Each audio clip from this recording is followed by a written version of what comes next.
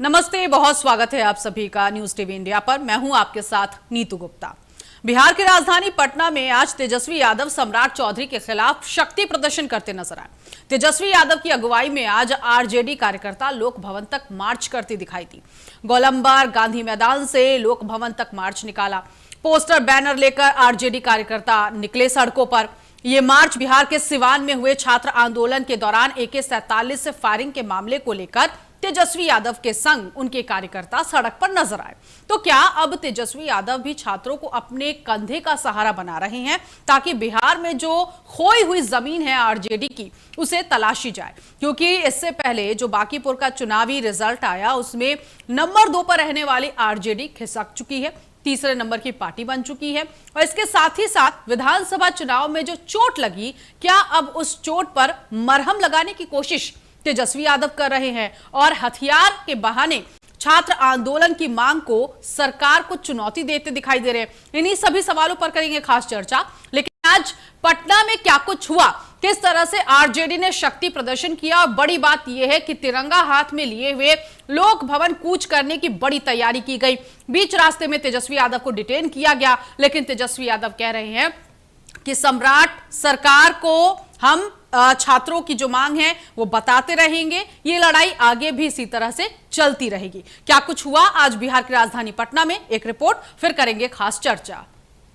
बुधवार को पटना की सड़कों पर सियासी पारा तब गर्मा गया जब राष्ट्रीय जनता दल यानी आरजेडी ने सीवान छात्र आंदोलन के दौरान हुई AK-47 फायरिंग के खिलाफ एक विशाल विरोध मार्च निकाला। नेता प्रतिपक्ष तेजस्वी यादव के नेतृत्व में हजारों समर्थकों ने जेपी गोलंबर से राजभवन तक मार्च किया। करीब 5 किलोमीटर लंबे मार्च में उनके साथ करीब 5000 समर्थक मौजूद रहे। इस दौरान पुलिस को प्रदर्शनकारियों को रोकने के लिए वाटर कैनन का इस्तेमाल करना पड़ा, जिससे इलाके में भारी अफरा तफरी मच गई। आरजेडी के इस विरोध प्रदर्शन में तेजस्वी यादव के साथ सांसद मीसा भारती भी शामिल रही। उनका लक्ष्य राज्यपाल के सामने अपना विरोध दर्ज कराने के लिए राजभवन पहुंचना था। पटना जिला प्रशासन ने सुरक्षा व्यवस्था के मद्देनजर डाक बंगला चौराहे पर पहले से ही मजबूत बैरिकेडिंग कर रखी थी। छात्र जेल जाने को भी तैयार है, लेकिन अपनी मांगों पे डटे रहेंगे। जब तक सिवान के जिला अधिकारी और डीएम को सस्पेंड नहीं किया जाता है, उनको सबक नहीं सिखाया जाता है, तब तक छात्र और बिहार की जनता और राष्ट्रीय जनता सांस नहीं लेगी। वाटर कैनन का भी प्रयोग किया गया।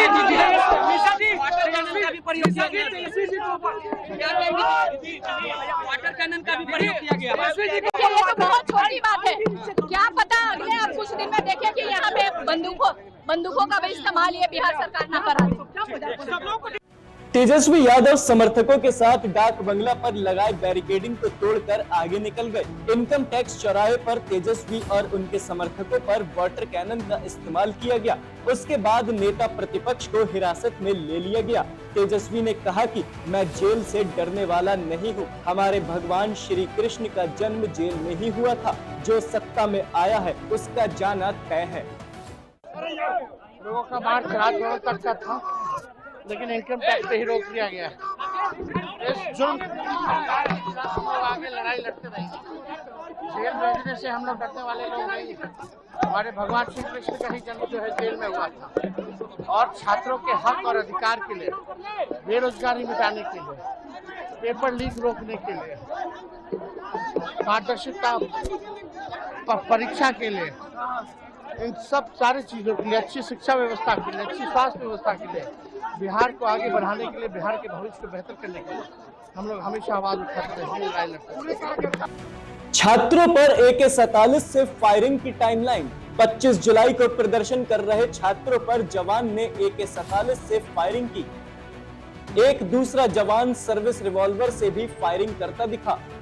प्रदर्शन में शामिल 3 युवकों को बुलेट लगी, सभी को अस्पताल पहुंचाया गया। 26 जुलाई को तेजस्वी ने घायलों से मुलाकात की। 27 जुलाई को AK-47 चलाने वाला जवान सस्पेंड। सुप्रीम कोर्ट में सुनवाई हुई, कोर्ट ने सरकार से जवाब मांगा। 11 अगस्त को सरकार ने सुप्रीम कोर्ट में हलफनामा दाखिल किया। 17 अगस्त को डीएम विवेक रंजन मैत्रे को हटाया गया। 18 अगस्त को सरकार ने सुप्रीम कोर्ट में जवाब पेश किया। सरकार ने माना कि AK-47 से 4 राउंड फायरिंग हुई। सरकार ने बताया कि छात्रों को AK-47 से गोली नहीं लगी। 18 अगस्त को SP पूरन कुमार झा का ट्रांसफर। तो छात्र आंदोलन के जरिए तेजस्वी यादव सरकार को चुनौती दे रहे हैं। हालांकि जब कल छात्रों का प्रदर्शन गर्दनी बाग में शुरू हुआ था, तब सरकार ने उनकी एक मांग मानते हुए TRE 4 के लिए 32,388 पदों पर वैकेंसी वाला विज्ञापन जारी कर दिया। लेकिन अब देखना होगा कि विपक्ष की चुनौती का सरकार कैसे सामना करेगी। तो बिहार की राजधानी पटना में ये आंदोलन आरजेडी का शक्ति प्रदर्शन लोक भवन कूच करने की तैयारी कर रखी थी। ऐसे में पुलिस ने आरजेडी कार्यकर्ताओं को रोकने की कोशिश की, वाटर कैनन का इस्तेमाल हुआ, बैरिकेडिंग तोड़ने की कोशिश यहां पर आरजेडी कार्यकर्ताओं की तरफ से हुई। और सबसे बड़ी बात यहां पर कि हाथों में तिरंगा लेकर ये सभी कार्यकर्ता सड़कों पर नजर आए। हालांकि आरजेडी का कोई झंडा नजर नहीं आया इस पूरे प्रदर्शन में। और जो स्टूडेंट्स की मांग है बिहार में, आपको बता दें कि कल जैसे ही ये प्रोटेस्ट शुरू हुआ था और स्टूडेंट्स ने जैसे ही गर्दनी बाग में प्रोटेस्ट शुरू किया, सरकार को ये बात समझ में आ गई कि दिल्ली का CJP आंदोलन हो या झारखंड का प्रोटेस्ट हो, उन सभी मामलों में सरकार ने स्टूडेंट्स की मांगों को सुना है। इसीलिए देर ना करते हुए शिक्षा मंत्री मिथिलेश तिवारी की तरफ से ये कहा गया कि जो नोटिफिकेशन का विज्ञापन है वो जारी कर दिया गया और TRE 4 का जो वैकेंसी है, भर्ती प्रक्रिया है, उसके लिए 1 सितंबर से आवेदन कर सकते हैं। तकरीबन 32,388 पदों पर ये वैकेंसी निकाली गई है। तो एक मांग स्टूडेंट्स की तो सुन ली गई है, लेकिन इसके अलावा और भी दूसरी मांग है। दूसरी मांग ये है कि जो एग्जाम होना है BPSC का, वो उसकी डेट लाई जाए। इसके अलावा सिंगल फेज में ये परीक्षा हो, ये मांग स्टूडेंट्स कर रहे हैं। पूरी तरह से पारदर्शिता तरीके से एग्जाम कराया जाए और जो संविदा वेटेज है इस नियम को हटाया जाए। तो ये तमाम मांगे जो हैं स्टूडेंट्स की है। और एक मांग जो सबसे बड़ी मांग है, जिसको लेकर स्टूडेंट्स इंतजार कर रहे थे कि वैकेंसी कब निकलेगी, उसका नोटिफिकेशन सरकार की तरफ से शाम को कल जारी कर दिया गया। लेकिन आज आरजेडी का शक्ति प्रदर्शन देखने को मिला। आरजेडी नेता यानी कि बिहार में जो नेता विपक्ष हैं, वो ये कह रहे हैं तेजस्वी यादव कि ये लड़ाई जो है वो आगे भी जारी रहेगी। इस वक्त सत्ता पक्ष हो या विपक्ष हो, दोनों ही खेमा जेनजी को लुभाने में लगा हुआ है, क्योंकि उसको ये बात समझ में आ गई है कि मजबूत वोट बैंक चाहिए तो युवा वोट बैंक साथ होना चाहिए, क्योंकि यही वो समीकरण है जो सत्ता की कुर्सी को हिला सकता है और विपक्ष को कुर्सी पर बिठा सकता है। लेकिन इसके इतर कितने प्रतिशत युवाओं को सत्ता हो या विपक्ष हो वो लुभा पाए, उनकी मांग मान पाए। और इसके साथ ही साथ सबसे बड़ी बात यह है कि स्टूडेंट्स का जो भविष्य है, परीक्षा को लेकर, पेपर को लेकर, उनके करियर को लेकर, यहां नौबत क्यों आ जाती है कि प्रोटेस्ट पर स्टूडेंट्स बैठेंगे तभी सरकार जो है वो नींद से जागेगी और सिस्टम पर कार्रवाई करेगी, जो लचर व्यवस्था देखी गई है। 3 जगहों का आंदोलन, और इन 3 जगहों के आंदोलन ने आज ये बता दिया कि क्या 2027 और 29 का जो प्लान है युवा वोटरों को लेकर, क्योंकि बहुत बड़ी भूमिका होने वाली है इसमें। जो राजनीतिक जमीन जिन पार्टियों की खोई है, जिसमें विपक्ष की पार्टियों की बात की जाए, वो विपक्ष की पार्टियां युवाओं से संवाद कर रही हैं, युवाओं के बीच उनकी मौजूदगी देखने को मिल रहा है। अब ऐसे में यही एक जो रास्ता है इस वक्त राजनीति में तैयार किया जा रहा है। और इसी कड़ी में आज आरजेडी ने भी ये रास्ता अपनाना शुरू कर दिया। मीसा भारती तेजस्वी यादव आरजेडी के कार्यकर्ता आज राजधानी पटना में सड़कों पर नजर आए, आंदोलन करते हुए स्टूडेंट्स की मांग को लेकर। तो क्या स्टूडेंट्स का कंधा लेकर यहां पर आरजेडी अपनी खोई हुई जमीन तलाशने की कोशिश कर रही है? आज इसी सवाल का जवाब जानने की कोशिश करेंगे। हमारे साथ खास मेहमान जुड़ गए हैं, इंट्रोडक्शन देते हैं इस वक्त कौन कौन पैनल में दिखाई दे रहा है। सुनील सेवक बीजेपी प्रवक्ता इस वक्त हमारे साथ नजर आ रहे हैं, डॉक्टर अनुज कुमार आरजेडी प्रवक्ता, इसके अलावा चंद्र भूषण कांग्रेस प्रवक्ता हमारे साथ इस चर्चा में शामिल हो रहे हैं, नीरज प्रताप सिंह पॉलिटिकल एनालिस्ट हैं, वो भी इस वक्त हमारे साथ चर्चा में शामिल हो रहे हैं। सबसे पहले अनुज कुमार जी, आपसे ही शुरुआत करूंगी। आज ये आंदोलन आप लोग कर रहे हैं बिहार राजधानी पटना में, इस आंदोलन से क्या बताना चाह रही है आरजेडी?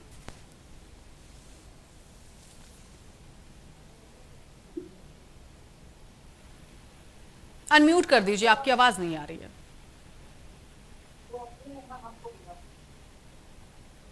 अब आ रही है आवाज? जी जी जी, बोलिए। हाँ, देखिए, दरअसल आज हमारा आंदोलन, आज हमारा मार्च है। मार्च बिहार में जो विद्यार्थियों पर जो गोली चलाई गई, बिहार, हम जो बिहार के या देश के जो विद्यार्थी हैं वो आतंकवादी नहीं है, वो अपने भविष्य को लेकर चिंतित हैं। और उनकी मांग क्या थी?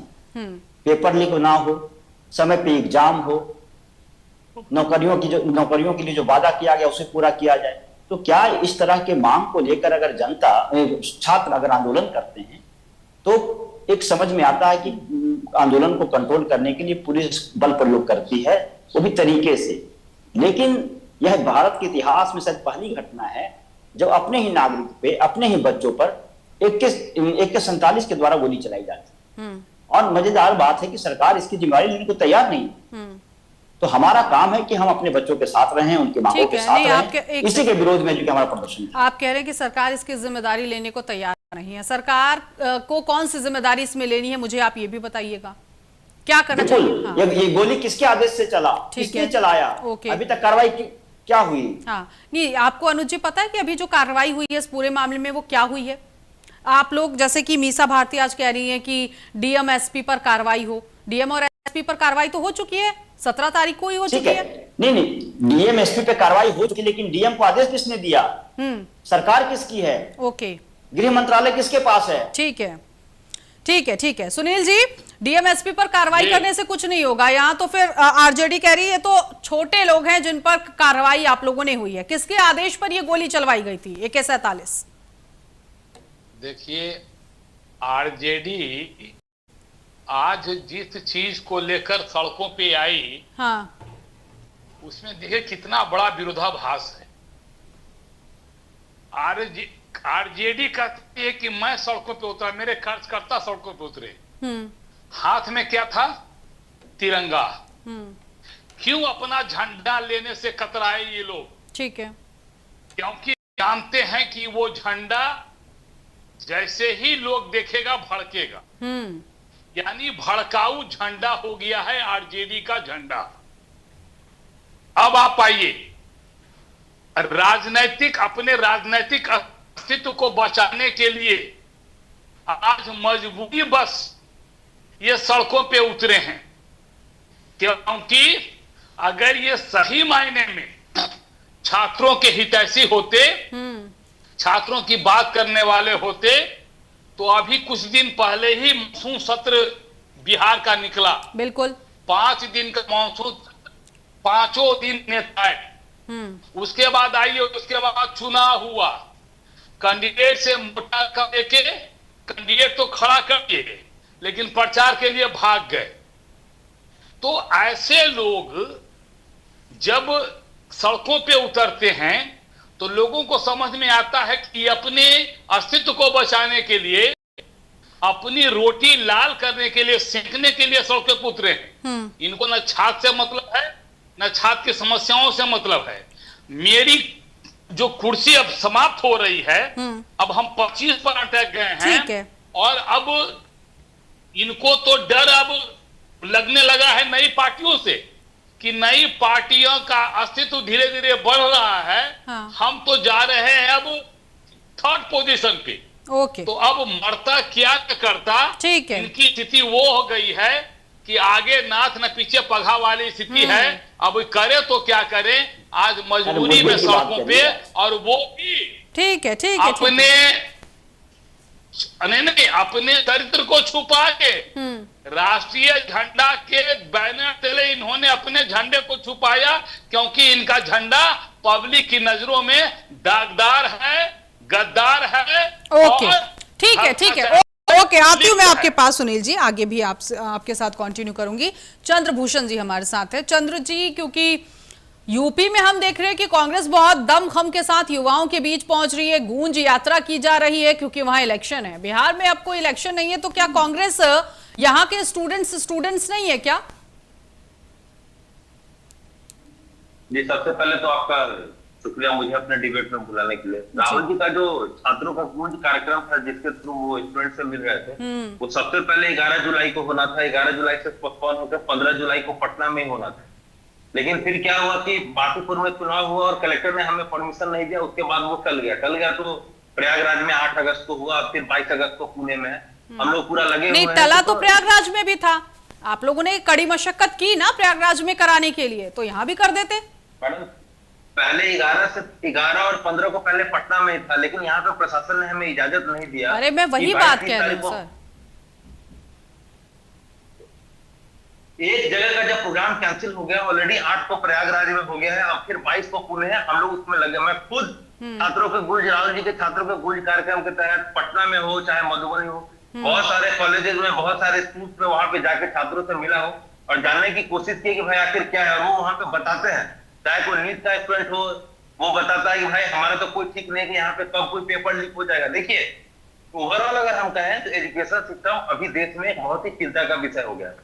150 पेपर लीक हुआ है पिछले 10 साल में, 152 पेपर लीक, जिसके बारे में हमको पता है। और हम जिस राज्य में बैठे हैं बिहार में, इसमें तो कुछ पता ही नहीं चलता कि कौन सा पेपर ठीक तरीके से होता है। कभी एईडीओ का पेपर लीक हो जाता है, एक बार तो बीपीएससी जो सबसे मेन एग्जाम होते हैं, बीपीएससी का दरोगा भर्ती, सिपाही भर्ती तो छोड़ दीजिए। कहने का यह मतलब है कि राहुल जी अभी देश भर में जिन छात्रों से मिल रहे हैं, बिहार के भी छात्र उतने ही इंपॉर्टेंट है। हमारे अध्यक्ष श्री राजेश राम ने, हमने भी मार्च किया, हम भी जनता के मुद्दे पे गए, हम भी छात्रों के मुद्दे पे गए। हमारा एक ही चीज कहना है कि आज जो प्रदर्शन हुआ या जो जितने प्रदर्शन चल रहे हैं उतने दिनों से, एक बात है, और जो आरजेडी के प्रवक्ता ने बिल्कुल सही उठाया कि भाई जब छात्र हमारे प्रोटेस्ट कर रहे थे तो 25 जुलाई में किसने लिया ऑर्डर छात्रों पे AK-47 से फायर करने के लिए, और उनके बगल का जो एक दूसरा जवान था वो सर्विस पिस्टल से फायरिंग कर रहा था। आजाद भारत के इतिहास में ऐसा कभी नहीं हुआ है कि किसी प्रोटेस्टर पे AK-47 चले गए।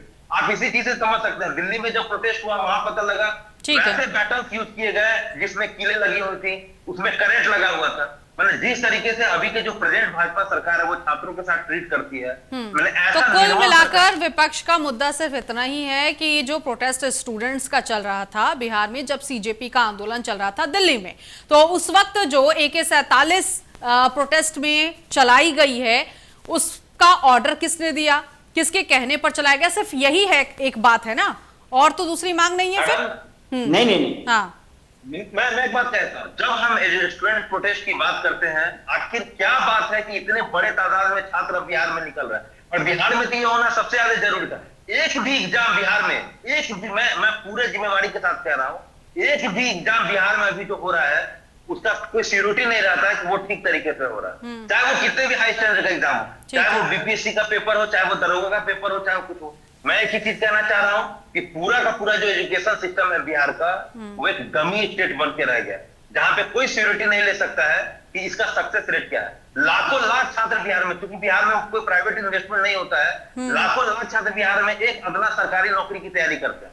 होमगार्ड जैसे नौकरी के लिए अगर आप गांधी मैदान सुबह सुबह अगर आप कभी आएंगे, आप देखेंगे हजारों के तादाद में पुरुष हो, महिला हो, ठीक है, ओके। जिस राज्य में, मुझे एक मिनट कहने दीजिए, जिस राज्य में जब टोटल डिपेंडेंसी सरकारी नौकरी पे हो जाए और वहीं पे वो पूरा का पूरा प्रक्रिया ही गड़बड़ा जाए, छात्र को आना ही है, और हम पॉलिटिकल पार्टी पूरी तरीके से उनके साथ हैं।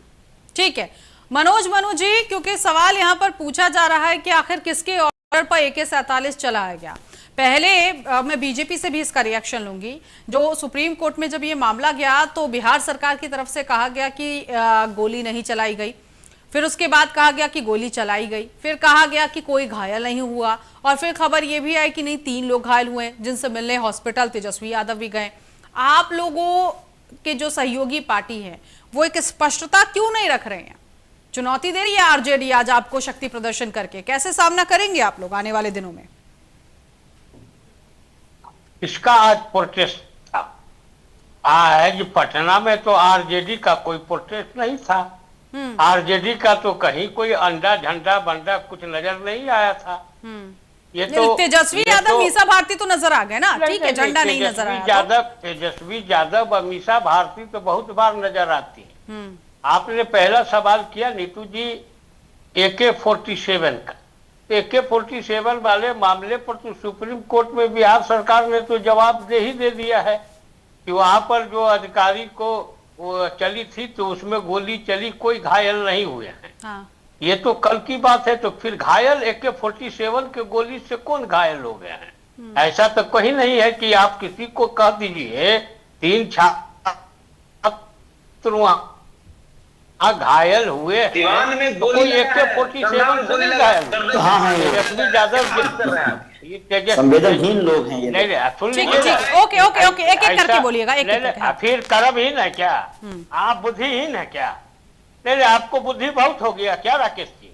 कल बोल रहे थे कि राबड़ी देवी ग्रेजुएट हैं, वही सब आपको बुद्धि है। जहाँ बात हो रहा है आपके बारे में तो हमने एक शब्द नहीं बोला, या हमारे चंद्रभूषण भाई बोल रहे हैं तो हम तो नहीं बोला, तो बीच में बगाई मेरे हम थोड़ा रोक रहे हैं किसी को, या किसी के बीच में जा रहे हैं क्या? ठीक है सर। तो मैं वही नीतू जी मैं वही कह रहा हूँ कि अगर कहीं से ये प्रूफ हो जाए कि AK-47 से गोली चली और गोली चलने से यहाँ पर हम दोषी हैं, मैं दोषी को स्वीकार उसमें।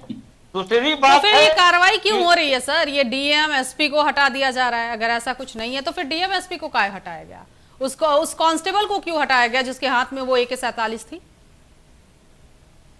नहीं देखिए कार्रवाई का उसको गोली चलाने के लिए वहां नहीं था, उसने गोली चलाई, गलत किया तो सरकार ने उस पर कार्रवाई की। लेकिन उसने देखिए कहीं कहीं होता है क्या कि कोई पुलिस का जवान है, अधिकारी है, तो विवेक से भी कोई निर्णय ले लेता है, तो उसने अगर निर्णय लिया होगा, उसको लगा होगा, क्योंकि मैं तो वहां पर उपस्थित नहीं था जिस समय उस समय गोली चली थी, लेकिन जानकारी के अनुसार तो यही नीतू जी है कि पुलिस अधिकारियों के ऊपर चल रहा था, उसने हवा में गोलियां चलाई, लेकिन कोई व्यक्ति कोई पुलिस के AK-47 के गोली से घायल नहीं हुआ। जरूर उसको तेजस्वी यादव जी देखने गए, लेकिन जो दो इस बिहार के बेटा ही हैं, दो वीडियो है जो बिहार के बेटा हैं जिनकी आंख एक खराब हो गई, एक ब्रेन हेमरेज है, उसको आज तक तेजस्वी यादव देखने के लिए नहीं गए। वे बिहार के माँ के संतान ठीक है, एक जल्दी से आंसर सुनील जी। इनकी बात को कोई ध्यान ही हम लोग नहीं देते हैं। इनका काम है कि जब इनको कोई नहीं पूछता है तो इसी तरह की बातें करते रहते हैं। ठीक है, कोई नहीं पूछ रहा, बिहार की जनता इनको देखे। मैं जवाब लूंगी इसका, लेकिन जल्दी से एक आंसर। सुनील जी, आप लोग कोर्ट में लगातार कई बातें जो है, पहले कहा आप लोगों ने कि नहीं AK-47 से गोली नहीं चली, गोली चली, फिर उसके बाद घायल नहीं हुआ कोई, फिर घायल हुआ, मतलब कोर्ट में भी बात सही से स्पष्ट तरीके से नहीं रखी जा रही है। देखिए हर घटना के जांच की एक प्रक्रिया होती है, ठीक है, और जैसे जैसे जांच बढ़ती जाती है और जो रिपोर्ट आती है on the basis of that report वो रिपोर्ट सुप्रीम कोर्ट में किया गया। अब हमने सुप्रीम कोर्ट में तो कहा कि हाँ गोली चली, चलाने वाले जो भी थे उनको अब उस पर कार्रवाई हुई, इवन यहाँ तो DM और SP तक की कार्रवाई हुई। तो प्रक्रिया में जो भी दोषी पाए जाएंगे, अगर उन्होंने गलत किया है तो उसके लिए उनको सजा भुगतनी पड़ेगी। इसमें कहाँ कोई इफ बट है? ठीक है, कोई इफ बट नहीं है। लेकिन अनुज कुमार, आप लोगों को ऐसा नहीं लग रहा बहुत देर कर दिया आप लोगों ने? CJP प्रोटेस्ट में आप लोग नजर नहीं आए, झारखंड में आप लोग प्रोटेस्ट में नजर नहीं आए, और बिहार में अभी कल ही प्रोटेस्ट ठीक से शुरू भी नहीं हुआ कि आज आप लोगों ने शक्ति प्रदर्शन कर दिया। स्टूडेंट्स कर पाएंगे आप पर भरोसा? नीतू जी, किसने कहा कि हम जंतर मंतर पे हम नजर नहीं आए? हमारे तमाम सांसद वहां उपलब्ध थे। ओके, ठीक है, मनोज झा, हाँ। ये किसने कह दिया कि हम उपलब्ध नहीं? ठीक है, झारखंड में भी हमारे नेता सब लोग, तो कुल मिला के देखिए हमारी बात अभी बोल रहे थे झारखंड गए थे सर आप? नहीं है, बिल्कुल, हम वहां तो हमारी सरकार में हम हैं, तो बच्चों के साथ लगातार बात कर रहे थे, इसलिए हम लोगों ने कहा कि बच्चों के लगभग 98% मांगे हम लोगों ने पूरी कर ली। जंतर मंतर के आंदोलन और राष्ट्रीय में क्या नहीं, वहां तो विपक्ष कह रही है ना कि लाठी खाने के बाद। नहीं, पूरी बात सुन लीजिए। जंतर मंतर में हम थे, लेकिन रांची के आंदोलन में और जंतर मंतर के आंदोलन में फर्क क्या था कि 20 से 21 दिन तक सरकार बात करने को तैयार नहीं थी। वांगचुक साहब को उठा लिया गया, जब बच्चे हैं जो कि संसद मार्च करने उन पर लाठियां बरसाई गई, कोई संवाद नहीं हो रहा था।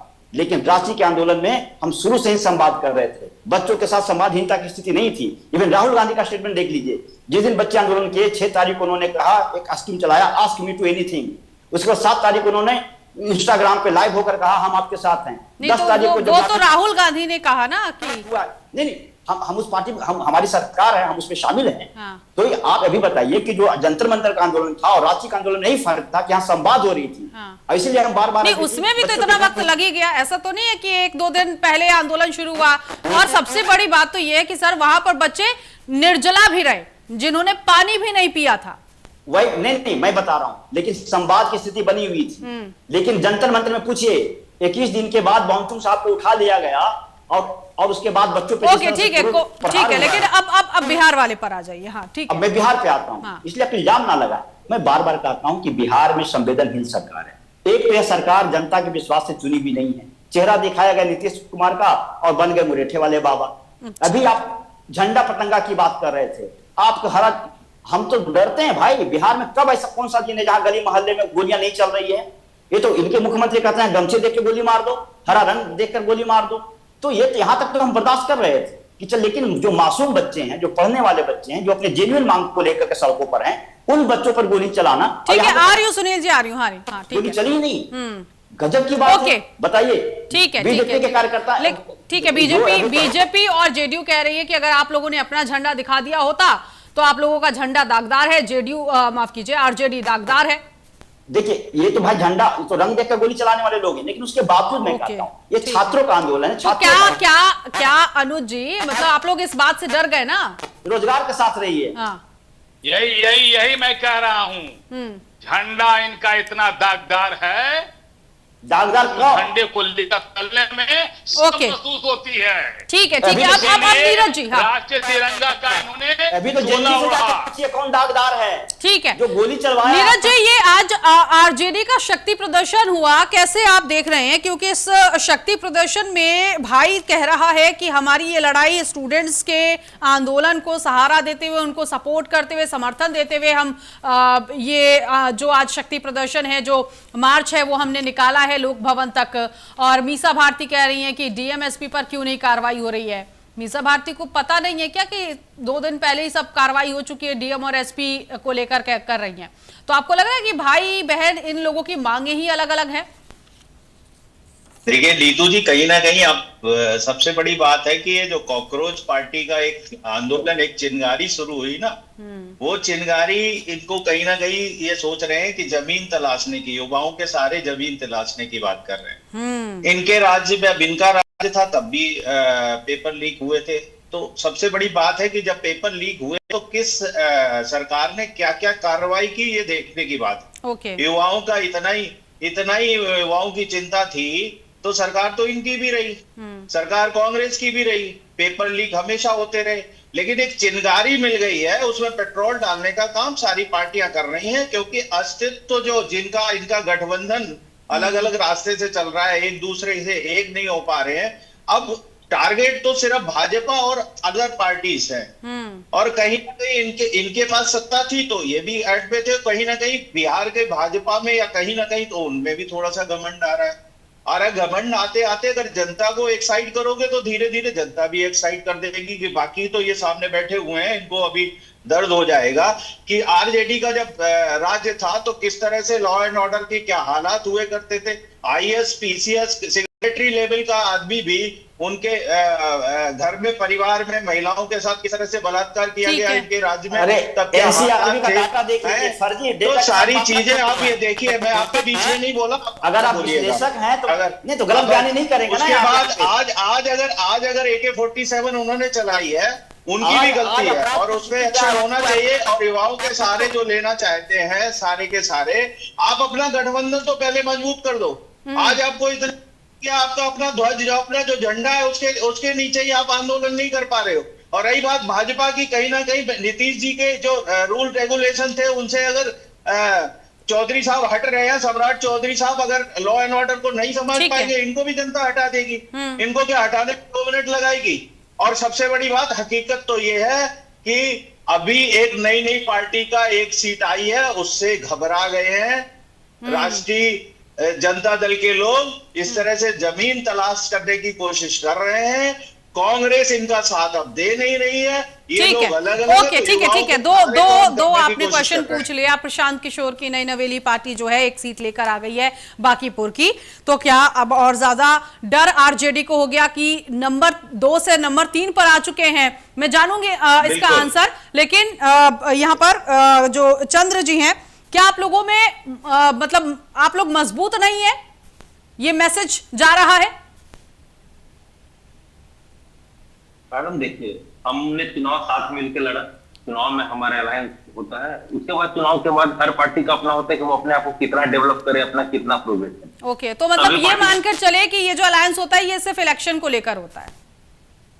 आप आश्चर्यजनक बात आप कह रही हैं। अभी पूरा का पूरा संसद में जितना भी प्रोटेस्ट हो रहा था, चाहे राम मंदिर का चलना चोरी, आप देखिए तमाम सांसद इंडिया अलायंस के वहां पे खड़े होते थे, चाहे लोकसभा की राज्यसभा, जितने भी दिन हमारे, लेकिन मांगे सर अलग अलग हो जाती थी। समाजवादी पार्टी प्रमुख अखिलेश यादव कहते थे कि सर धर्मेंद्र प्रधान का इस्तीफा तो हम बाहर भी ले लेंगे, लेकिन अकाउंटेबिलिटी होनी चाहिए एजुकेशन सिस्टम में, और कांग्रेस अड़ी हुई थी कि धर्मेंद्र प्रधान का इस्तीफा हो। मेल नहीं खा रहा था दोनों स्टेटमेंट जी। यह आश्चर्यजनक बात है। अगर हमको धर्मेंद्र प्रधान को तो हर हाल में हमको हटाना ही था। He is the kingpin, he is the kingpin. 2024 में भी उनके रहते नीट का घोटाला हुआ, 2026 में भी उनके शिक्षा मंत्री के रहते नीट का घोटाला हुआ, 2023 में भी ये बात उठ रही है कई बार कि यूपीएससी में भी कुछ सीट्स पे गड़बड़ हुआ। तो धर्मेंद्र प्रधान को तो हर हाल में हटाना था। He had to go। उसको तो हम हटाएंगे ही हटाएंगे। जहां तक बात रहा कि इंडिया अलायंस का, हम अभी पूरे ताकत के साथ है। बिहार में प्रोटेस्ट का बात है, कांग्रेस पार्टी ने कई दिन तक प्रोटेस्ट किया, आज आरजेडी भी प्रदर्शन में उतरी। देखिए, कुल मिलाकर यही है कि हमें हर हाल में वैसे सरकार को हटाना है जो कि पूरी तरीके से लापरवाह हो चुकी है, जिनको छात्रों के भविष्य के साथ कोई लेना देना नहीं है। आप इमेजिन कीजिए, यहाँ पे टीचर का पोस्ट जो होता है एक बहुत शानदार पोस्ट होता है। कई हमारे शास्त्रों में भी टीचर को जो है देवता कहा गया है, और यहाँ पे जो टीचर के अभ्यर्थी लोग रोज लाठी खाते हैं, भाई आज ये कर दीजिए, आज आप देखिए हर एक महीने पे आप देखिए टीचर रिक्रूटमेंट के कारण जो है वहां पे सब गर्दनी बाग में सब प्रोटेस्ट निकालते हैं, वो लाठी खाते हैं। कुछ दिन पहले भी ऐसा हुआ था। ये हालत तो यहाँ पढ़ाने वाले शिक्षकों की हो गई है। कहने का ये मतलब है कि सम्राट चौधरी भले ही चुनाव से पहले कह दें कि हम 50 लाख करोड़ का इन्वेस्टमेंट लाएंगे, असल बात यह है कि वो कुछ भी इन्वेस्टमेंट नहीं लाएंगे। और जब तक यहाँ पे प्राइवेट निवेश नहीं आएगा तब तक प्राइवेट। ठीक है सुनील जी, एक छोटा सा आंसर। हाँ, छोटा सा आंसर। तो क्या अब ये नौबत आ गई कि जब तक स्टूडेंट्स धरने पर नहीं बैठते हैं, आंदोलन नहीं करते हैं, तब तक सरकार सिस्टम को नहीं ठीक करेगी? मतलब ये जो कल जो आप लोगों ने नोटिफिकेशन जारी किया TRE 4 वाला, इसको लेकर कितने वक्त से इंतजार किया जा रहा था कि भाई डेट अनाउंस हो, वैकेंसी निकाली जाए, और अब फिर उसके बाद अभी भी स्टूडेंट्स इंतजार ही कर रहे हैं कि BPSC का एग्जाम करा दीजिए, डेट निकाल दीजिए, सिंगल फेज में कराइए। तो कब मानेंगे सर आप सारी मांगे? मेरी बात सुनिए जी। हम लोगों का उद्देश्य बहुत ही पाक है। हम लोग बच्चों को नौकरी पूरी पारदर्शिता के साथ देना चाहते हैं, न कि हम नौकरी के बदले जमीन कहीं लिखवाने वाली बात करने वाले लोग। हम तो उनको नौकरी पक्की तरह से देंगे, पारदर्शी तरीके से देंगे, जिससे कि आने वाले दिनों को परेशानी ना। एक क्वेश्चन, अब देखिए आपने सवाल उठाया, मैं क्वेश्चन करूंगी। आपने कहा कि बिल्कुल पारदर्शिता से आप वैकेंसी निकालेंगे, बच्चों को नौकरी देंगे।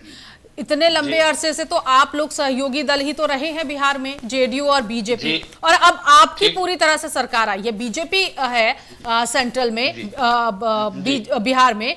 तो अब मुझे ये बताइए कि स्टूडेंट्स आप लोगों की सरकार बनने के बाद, भारतीय जनता पार्टी की सरकार बनने के बाद भी तो डेट मांग रहे थे, वैकेंसी मांग रहे थे, अभी तक क्यों नहीं आप लोग ला पाए? कल ही आ गया सब कुछ। और इनफैक्ट सर एक चीज और, मिथिलेश तिवारी कल सुबह तक भी नहीं बोल पाए कि कब तक नोटिफिकेशन जारी कर दिया जाएगा। वो तो ये मामला बड़ा हो जाता सर अगर शाम तक नोटिफिकेशन नहीं आता, विज्ञापन नहीं आता आप लोगों का तो। ठीक जी। अब आप समझिए, आखिर कितनी वैकेंसियां हैं, ये संग्रह करने में भी समय लगता है। हम उस वैकेंसियों का संग्रह, एक तो ऐसे झूठ तो हमको बोलना नहीं है आम दलों की तरह, तो हमने पूरे विभाग से सारे जो वैकेंसियां थी उनका संग्रहण किया, और संग्रहण करने के बाद बहुत पहले बीपीएससी को भेजा गया था। इसका आपको जानकारी होनी चाहिए। सुनिए, नहीं सुन लीजिए, उस समय आलोक राज जी बीपीएससी के चेयरमैन थे, किसी कारण बस वो अपना इस्तीफा दे दिए, फिर चेयरमैन का जगह खाली रहा, तो सरकार ने वैकेंसी भेजी थी, लेकिन परीक्षा किसको लेनी है? बीपीएससी को। तो बीपीएससी में जब तक फुल फ्लेज नहीं आते चेयरमैन, तब तक उसको वहां रोका गया।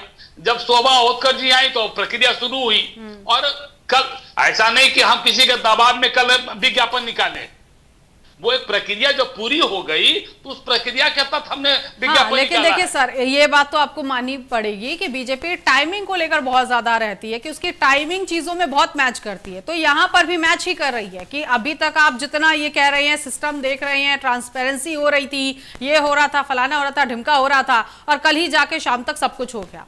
टाइमिंग बहुत इंपॉर्टेंट। ठीक है मनु जी, अभी तक क्या मतलब आप लोग तो सहयोगी दल रहे बिहार में, लंबे अरसे से अपनी पार्टियां चला रहे थे, आप लोग एजुकेशन सिस्टम को ठीक नहीं कर पाए कि आज सुनील जी कह रहे कि अब हम बहुत अच्छे से उसको देख रहे हैं, ट्रांसपेरेंसी देख रहे थे, उसमें वक्त लगता है। देखिए नीतू जी, पहले भी ऐसा नहीं था कि आज सरकार ने रिक्तियां भेज दी और कल नोटिफिकेशन हो गया। कोई भी चीज होता है तो पहले भी वही होता था, हमारी भी सरकार रही हो या पूर्ववर्ती भी सरकार रही हो, जो लोग भी वैकेंसी निकालते थे तो सरकार का काम रहता था कि एजेंसी के पास से उस लिस्ट को भेजना, इतने पद के लिए, इन सब जगहों के लिए, और फिर वो अपने स्तर से निकालती थी। तो हम लोगों ने भेजा, पहले भी भेजा, और इस मामले में भी सारे जगह से कलेक्ट करके कौन विषय में किस स्टैंडर्ड का क्या टीचर होता है, क्या होता है, अब इतना भीतर की बात तो मैं नहीं कह सकता हूँ। वो भेजने के बाद बीपीएससी उसका देख रही थी। अच्छा, तो आप मानते हैं ना कि बिहार में एजुकेशन की जो व्यवस्था है वो सही नहीं है, उसको ठीक करना बहुत जरूरी है। एजुकेशन की व्यवस्था, देखिए मैं बड़े ही बेबाकी से कहता हूँ कि मैं ये नहीं कह रहा हूँ कि 100% हमने सही कर दिया, लेकिन जो पहले की जो व्यवस्था थी उस व्यवस्था में आमूल चूल परिवर्तन हुआ है, बहुत अधिक तक सुधार हुआ तो क्या इसका क्रेडिट स्टूडेंट्स को जाएगा? इसका क्रेडिट स्टूडेंट्स को जाएगा? एकदम जाता है। स्टूडेंट ही तो हमारे है, उन्हीं के लिए। स्टूडेंट जब तक आंदोलन नहीं करेगा तब तक सरकार की नींद नहीं ऐसा नहीं होता है कि स्टूडेंट का काम है आंदोलन करना, उनका काम है अपना हक। अरे सर, कैसे स्टूडेंट्स का काम है आंदोलन करना? वो आंदोलन करेंगे तो पढ़ाई कब करेंगे? आप तो उनको आंदोलन करवा के उनके भविष्य को खतरे में डाल रहे हैं। क्यों काम है उनका आंदोलन करना, और क्यों करेंगे वो आंदोलन? आंदोलन करने का अधिकार सबको है, किसी को आप रोक नहीं सकती। नहीं, पॉलिटिकल पार्टी एक अलग चीज है, स्टूडेंट्स अलग पार्टी है। जो सत्ता में है, जो सरकार में है, उसके पास उस तरह की बात आती है तो उस पर वो अमल करती है, और लगातार जब से हम हैं तब से हम उसको लगातार अमल कर रहे हैं, हमारी एनडीए की सरकार। और हमेशा लेट सवेट जो हो, एक ही चीज कर रही है। बीपीएससी ही अगर परीक्षा करती है तो केवल टीचर का ही नहीं करती। अरे महाराज, आप बीपीएससी पर भी अटके हुए हैं, लेकिन मैं अगर फिर पत्रा खोल दूं तो फिर बहुत लंबी चौड़ी लिस्ट आ जाएगी। आंगनवाड़ी की जो कार्यकर्ता हैं, सैलरी को लेकर रोती रहती है, सरकार टाइम पे सैलरी नहीं देती है। सर देखिए, आंगनबाड़ी का सैलरी जो निर्धारित है वो देता है, टाइम टू टाइम तो बढ़ता भी है। सब आप लोगों के अंडर में आते हैं सर, ऐसा नहीं है। बीपीएससी भी आप लोगों के अंडर में, आंगनवाड़ी की सैलरी देने वाले भी आप लोगों के अंडर में, ऐसा नहीं है कि सरकार के अंडर में कोई काम नहीं कर रहा है। खैर, देखिए आज आंगनवाड़ी वाला मामला नहीं आ रहा। देखिए, बिना सरकार के सहमति से कोई काम हो ही नहीं सकती है, तो सरकार के सामने भी एक कमेटी बनी है। ओके सर, आपने एक बहुत बड़ा बयान दे दिया, विपक्ष लपक लेगा। आपने कहा बिना सरकार के सहमति का कोई काम नहीं होता। वो कह देगा विपक्ष सर कि यहाँ पर AK-47 आप ही लोगों की सहमति से चलवाया गया है। मुस्कुरा रहे अनुज जी और चंद्र जी। AK-47 किसके मर्जी से चली वो तो सामने आ न गया, किसके चला वो तो सुप्रीम कोर्ट के पास चला न गया। अब आप जा रही हैं किसी के साथ और उनके ऊपर कोई ईटा और पत्थर बरसाएगा तो उनका अंगरक्षक हवा में भी फायरिंग करके अपने जिनका वो एसेट है उनको बचाने का काम करेगा कि नहीं? ठीक है मनोज जी, लेकिन तो लेकिन ये लेकिन है। बिहार पुलिस को आप अगर- ऐसे देखिए नीतू आप जी, ऐसे आप अगर कर रहे हैं नहीं, कि अगर- बिहार पुलिस इतनी लचर हो गई है कि भरत भूषण के मामले में भी खुद ही को प्रोटेक्ट कर रही है, इधर स्टूडेंट्स के आंदोलन में भी खुद ही को उसको प्रोटेक्ट करना पड़ा, इसीलिए गोली चला दी गई। खैर ठीक है, ठीक है। जब अधिकारी के ऊपर कोई तरह का वार होगा हाँ। तो उस पर तो जो उनके अंगरक्षक ये स्टूडेंट्स अधिकारी नहीं थे, ये स्टूडेंट अधिकारी नहीं थे। स्टूडेंट नीरज नहीं जी, थे। हाँ नीरज जी, अधिकारी के ऊपर जब चला होगा तभी न बचाने के लिए हवाई फायरिंग मुझे क्यों नहीं दे रहे बोलने? ऐसे हाँ मैं आ रही हूँ कैसे अनुज जी, आ रही हूँ आपके होगा? पास आ रही हूँ, लेकिन एक छोटा आंसर नीरज जी से। हाँ नीरज जी, देखिए, सबसे बड़ी बात देखिए, सरकार के प्रतिनिधि जो भी है, अकाउंटेबिलिटी तय होनी चाहिए। अगर हमारे युवा के ऊपर गोली चलाई तो क्यों चलाई गई, कोई जरूरत नहीं थी इतनी। और बाकी जो पार्टियां जो आज मुद्दा उठा रही हैं, मैं वो भी कहूंगा कि वो उस टाइम पे मुद्दा उस चीज को उठाने की बात नहीं कर रहे हैं। सब लोग अपनी जमीन के अपने एक दूसरे पे ब्लेम लगाने की बात करते हैं, वो ठीक नहीं है। ठीक है। अगर पेपर लीक हुआ तो क्यों हुआ, उस पे बैठ के ये लोग कभी कोई चर्चा क्यों नहीं करते हैं? ये इनके लोग भी विधानसभा में है, बाकी लोग भी विधानसभा में है, ये सारी बातें रोड पे क्यों होती हैं? जनता ने ये कहा है, वोट इसलिए दिए हैं कि आप रोड पे हंगामा करो, जनता को परेशान करो। आप संसद, आप विधानसभा में बैठ के ये लोग फैसले क्यों नहीं करते और अकाउंटेबिलिटी तय क्यों नहीं होती है? नहीं तो विधानसभा में प्रेजेंट होंगे तब तो बोलेंगे। उसमें आज सुप्रीम कोर्ट ही सब कुछ करेगा तो आप लोगों का काम क्या रह गया? विधानसभा बंद कर देनी चाहिए फिर। और रह गई बात इनके राज्यों में जो हुआ, आज आप गठबंधन की तो बात करते हैं एक दूसरे के लाइन पे। आज ये यूपी के अंदर एक नेता है, आपस में लड़ रहे थे सपा और कांग्रेस वाले। जब विपक्षी पे कमजोर होगा तो सत्ता वाले बात क्यों सुनेंगे? ठीक है, ठीक है, okay okay, Chandra ji answer देंगे। विपक्ष कमजोर है, बिहार में विपक्ष कमजोर है, 100% कमजोर है विपक्ष। और दूर तो मैं जाओगे भाई बहन में ही समझौता नहीं है, पता ही नहीं है क्या बोलना है। हालत खराब बीजेपी एक पार्टी के भाई बहन दोनों एक ही पार्टी के नेता है, उनको यही पता नहीं है तो उनको बोलना क्या है? हम आंदोलन करने जा रहे हैं, हम धरना करने जा रहे हैं, उनको यही पता नहीं है कि कार्रवाई क्या हुई है। उनके ऐसे चलेगा क्या देश? कुत्ता बिल्ली को खड़ा कर देंगे तब भी जीत जाएंगे। देखिए हमारा एक ही बात कहना है, छात्रों के मुद्दे को लेकर हम लोग पूरी तरीके से सरकार पे हैं। और मैं नीतू जी मुझे एक बात बोलने दीजिए, अभी बीपीएससी का 72nd बीपीएससी का कल बहुत सारे छात्रों ने मुझसे कहा, पहले था कि जुलाई में एग्जाम होना था, वो जुलाई से बढ़ के सितंबर हो गया, अब आ रहा है कि 28 अक्टूबर को बीपीएससी का एग्जाम होगा। अरे जब हम अपने स्टेट पीसीएस का एग्जाम जो 5-5 महीना 6-6 महीना लटकाते रहेंगे, क्या आपका मैनेजमेंट है? क्या आपकी ऑथोरिटी है? जो छात्र तैयारी करता है उसको हर रोज पढ़ाई करनी पड़ती है। आप कभी 2 महीने बढ़ा देते हैं प्रिलिम्स का डेट, कभी 3 महीना बढ़ा देते हैं प्रिलिम्स का डेट। कहने का ये मतलब इनसे नहीं हो पाएगा। मैं आपसे यही कह रहा हूं, बिहार के शिक्षा मंत्री को इस्तीफा दे देना चाहिए, मिथिलेश तिवारी जी को। खुद ही कभी कहते हैं कि हम तो स्वास्थ्य मंत्री हैं, नहीं उनसे संभल रहे। और मैडम देखिए, लाखों लाख छात्र का भविष्य यहाँ पे निर्भर है।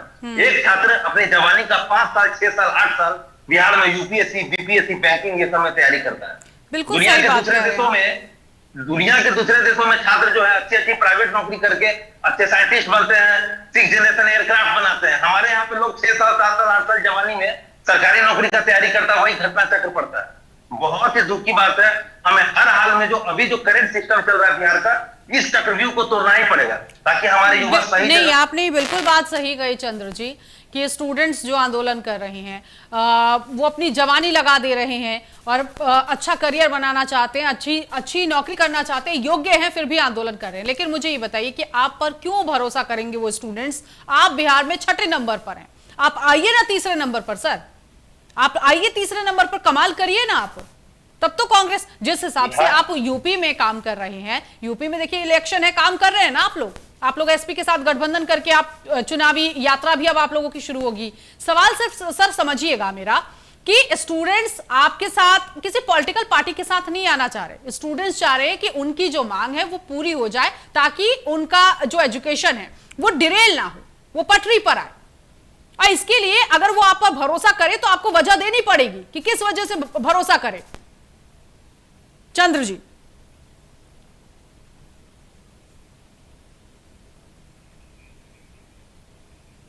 ठीक है, ठीक है, चंद्र जी का टेक्निकल इशू की वजह से आवाज उन तक नहीं पहुंच पा रही है। अनुज जी, एक सवाल और यही पैनलिस्ट से भी आया था कि आप लोगों पर छात्र क्यों भरोसा करे? आप लोग तो जमीन के बदले जो नौकरी थी लोगों की वो दी है आपने।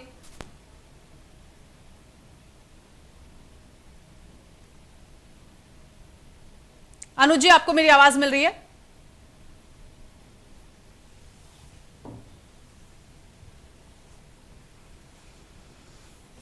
तो विपक्षी खेमे में इस वक्त आवाज नहीं पहुंच पा रही है। नीतू जी, समस्या तो यही आ रही है ना। हाँ, आपस में अभी इन्होंने ये देखा है कि युवाओं के सहारे हमारी जमीन जो खिसक गई है वो कहीं ना कहीं मिल जाए। बेसिकली तो चिंता है ही नहीं ना युवाओं की। युवा मेहनत करता है, वो तैयारी करता है, तैयारी करने के बाद जब वो परीक्षा में जाता है तो परीक्षा में पता चलता है कि वहां पे माफिया लोग बैठे हुए हैं, उसमें इंतजाम ही नहीं है उसका कुछ। लेकिन मुझे एक चीज और भी याद आ रही है सर, ये जो 2025 से पहले वाला, जो पिछले 5 साल पहले वाला जो विधानसभा चुनाव हुआ था 2021 वाला, उसमें जिस तरह से आरजेडी नंबर 2 पर पार्टी थी, एक बहुत बड़ी भूमिका आरजेडी ने निभाई थी और ऐसा लग रहा था कि शायद हो सकता है कि आने वाले वक्त में आरजेडी बहुत अच्छी सीटें जो हैं अपने नाम करेगी। लेकिन अब जिस तरह से आरजेडी का परफॉर्मेंस देखा जा रहा है, ऐसा तो लग रहा है कि अपनी ही पार्टी में टूट की वजह से असर हो रहा है कि आरजेडी और ज्यादा खिसकती जा रही है और अब उसको एक नया हथियार मिल गया है कि भाई दूसरे विपक्ष के जो नेता हैं, कांग्रेस हो गए या फिर दिल्ली में जो आम आदमी पार्टी ये मुद्दा उठा रही है स्टूडेंट्स वाला, ऐसे में अगर हम भी उठाएंगे तो हम आने वाले वक्त में मजबूत हमारी जो संगठन है वो होगी। नहीं, बिल्कुल नीतू जी, ये बात बिल्कुल सही है। ये सिर्फ दिल्ली से जो चला ना, वही आज तक अभी तक इनको याद क्यों नहीं आई स्टूडेंट की, युवाओं की। इनके राज्य में भी जो थे, और आज जितने युवा हैं भारत के युवा, सब आज हम दुनिया में सबसे बड़े युवा जनसंख्या वाले देश हैं। युवाओं की किसी भी पार्टी को कोई चिंता नहीं थी। आज ये एक आंदोलन शुरू हुआ, उस आंदोलन के सहारे कहीं ना कहीं हमारी नैया पार हो जाए। तो ये जो आप देखिए, नई जो पार्टी आई है बिहार में, उनका बहुत बड़ा मुद्दा, उन्होंने बिहार में युवाओं को नौकरी मिले इसलिए शुरू से मुद्दा उठाया। आरजेडी तो फेल हो गई ना। इनका जमीन का मुद्दा आया, जिसको नौकरी लगवाई उसमें जमीन इन्होंने ली, वो आया, चारा घोटाला आया, इनका तो भरोसा खत्म हो गया। अब रहेगी भाजपा की बात। भाजपा की अगर सम्राट जी अच्छा काम नहीं कर पाएंगे तो मुझे लगता है भाजपा की भी हालत यही हो जाएगी। तो सम्राट चौधरी को मुख्यमंत्री बनाकर सुनील जी आप लोग बहुत ज्यादा घिर गए हैं क्या? क्योंकि इससे पहले कानून व्यवस्था, भरत भूषण वाला जो मामला था, उसको भरत तिवारी वाला, माफ कीजिएगा, वो मामला था, उसमें भी सम्राट चौधरी को विपक्ष खूब घेरने की कोशिश कर रहा था। यहाँ तक की मांग उठ गई थी कि सम्राट चौधरी को पद से हटा दिया जाए, किसी और कैंडिडेट को बीजेपी सीएम बनाए। कि हमारे यहाँ नेता का चुनाव पारिवारिक रूप से नहीं होता है। हमारे यहाँ प्रक्रिया है और उस प्रक्रिया के तहत चुनाव होता है। इसलिए हमारा जो निर्णय, यानी हमारी पार्टी का जो निर्णय है, वो बहुत सोच समझ के और ठोस निर्णय है। ये विपक्ष के चिल्पों करने से हम लोग को कोई ऊपर अंतर नहीं पड़ने वाला है। भाई, हम उनकी बातों को क्यों मानेंगे और उनके कहने पर क्यों काम करेंगे? मेरे मुख्यमंत्री स्वाभाविक रूप से पूर्व मुख्यमंत्री नीतीश कुमार के द्वारा बनाए गए मार्गों पे ही चल रहे हैं और उस मार्ग पर चलकर बिहार पिछले 20 वर्षों में तरक्की या बुलंदियों को छुआ है। आने वाले दिनों में और छुएंगे। इसलिए तो क्या मनोज जी विपक्ष को बिहार में, विपक्ष को बिहार में एनडीए नीतू जी एक सवाल है, AK-47 क्या मुख्यमंत्री जी के कहने पे चलाई गई युवाओं पे? वो क्यों चलाई गई? यही सवाल विपक्ष कर रहा है। अब मेरी बात सुन लीजिए ना। AK-47 चलाने के लिए मुख्यमंत्री कहेंगे, ये आपको लगता है क्या? अरे भाई, वो सिपाही रैंक का पदाधिकारी था जिसके हाथ में AK-47 था। क्यों चला? सिपाही की इतनी हिम्मत हो गई कि वो AK-47 चला देगा? मैं वही तो मैं कह रहा हूं, इसको आप मुख्यमंत्री से कहां जोड़ दे रहे हैं? इसीलिए तो जांच हो रही है, कौन सी परिस्थिति थी, क्या हालात है, क्यों उसको चलाना पड़ा, इसकी तो जांच हो ही रही है। नहीं, वो नहीं, ठीक है। सुनील जी सुन लीजिए, सुनील जी, एक्चुअली जांच वो हो रही है, ठीक है, लेकिन सबसे बड़ी बात आपको जांच में पहले नंबर पर यह लाना होगा कि ऑर्डर किसने दिया। विपक्ष से लेकर तमाम लोग यही सवाल पूछ रहे कि ऑर्डर किसने दिया, स्थिति क्या बनी, कैसे नहीं बनी, उसने डीसीपी से कॉल किया, उससे कांस्टेबल ने डीसीपी को हालात बताया, नहीं बताया, क्या हालात वहां पर हुए उस टाइम पे, डीसीपी ने ऑर्डर दिया या डीसीपी को किसी और ने ऑर्डर दिया, सवाल यही है, ऑर्डर किसने दिया? सबसे पहले ऑर्डर वो कांस्टेबल तक किसका पहुंचा? बोलिए। तो जांच, आखिर जांच किस चीज की? आखिर हमने डीएम को हटाया, एसपी को हटाया, सिपाही को हमने हटाया, जांच ही फिर वो इसी के लिए हटाया। ठीक है, ओके, चलिए देखना यही है कि ये जांच कब तक बढ़ती है और इस जांच की आंच में विपक्ष अपनी रोटी कैसे भूनता है, ये देखना होगा। लेकिन मनोज जी, क्या विपक्ष को, बिहार में विपक्ष को यहाँ एनडीए ने हल्के में ले लिया है क्या, कि आज भले शक्ति प्रदर्शन आरजेडी की तरफ से हो रहा है, होता रहे, आगे भी होता रहे, कुछ होना नहीं है, ऐसा है क्या? नहीं, देखिए नीतू जी, जिन सवाल को लेकर ये प्रदर्शन कर रहे हैं वह सवाल को तो सरकार ने लगभग हल कर लिया। अब उनका सवाल पहले क्या था, आज क्या है, अब कुछ बोले, कोई कुछ बोल रहे हैं। अब इनका जब तक आपस में ही अगर एक नहीं है तो क्या कहा जा सकता है? जो TR4 की जो निकलना था विज्ञापन, वो कल विज्ञापन निकाल दिया गया है। जो AK-47 गोली कैसे चली, किसके इशारे पर चली, क्यों चली, ये केवल आप लोग ही नहीं जानना चाहते हैं, हम लोग भी जानना चाहते हैं कि उसने किस परिस्थिति में चलाया। उसकी भी जांच हो रही है, उसे चलाने वाले की सस्पेंशन भी हुआ है, वहां के डीएम और एसपी भी बदले गए हैं। लास्ट कमेंट नीरज जी से, तो क्या नीरज जी, आज जो ये शक्ति प्रदर्शन हुआ है विपक्ष का, आरजेडी का, ये सिर्फ इतना ही दिखाने के लिए कि तेजस्वी यादव अभी हैं, विरोध करने का जो काम विपक्ष का है वो दिखा, इसीलिए आज ये प्रोटेस्ट किया गया, ये मार्च निकाला गया, सिर्फ इतनी ही वजह? इस प्रोटेस्ट में कोई दम नहीं है? देखिए नीतू जी, एक बात तो बिल्कुल स्पष्ट हो जाती है, स्पष्ट कह देना चाहता हूं कि आरजेडी या कोई भी विपक्ष वो चाहता है कि हम भी हैं, लेकिन जिस तरह से विपक्ष को विरोध करना चाहिए सरकार का, वो उस तरह से विरोध नहीं कर रहा है। उसके कोई नीति नहीं है, कोई नियत नहीं है। उसको ये देखना चाह रहा है कि हमारी जमीन कैसे, चाहे वो कांग्रेस हो चाहे वो जेडीयू हो, वो दोनों के दोनों अपनी जमीन तलाश रहे हैं और जमीन खिसकती जा रही है। और इसीलिए उसमें कोई भी नियम कानून कुछ भी नहीं, जो भी मर्जी आया वो बोल दिया। और रह गई भाजपा की बात, भाजपा को कहीं ना कहीं मंथन करना पड़ेगा। जिस तरह से बिहार में युवाओं ने किया, आंदोलन करना युवाओं का हक था, जिस तरह से AK-47 चली, उसमें मंथन करना चाहिए और बिहार सरकार को इस पे कहीं ना कहीं एक रणनीति, ठीक है, समय की कमी है, लेकिन चुनौती यहाँ विपक्ष सरकार को देते हुए दिखाई दे रहा है। आज इस मार्च से भी हम समझ सकते हैं। बहुत शुक्रिया आप सभी खास मेहमानों का हमारे साथ जुड़ने के लिए। तो कुल मिलाकर आज हमने डमी AK-47 भी इस मार्च में देखा, जो आरजेडी की तरफ से निकाली गई थी लोक भवन कूच करने की, और अब ऐसे में आरजेडी का दम आगे क्या प्रदर्शन करेगा और कहां तक ये प्रदर्शन जाएगा, ये देखने वाली बात होगी। लेकिन बिहार की राजनीति में विपक्ष जिंदा है, ये बताने की कोशिश तेजस्वी यादव ने की है। इस खास पेशकश में अभी के लिए बस इतना ही। नमस्कार।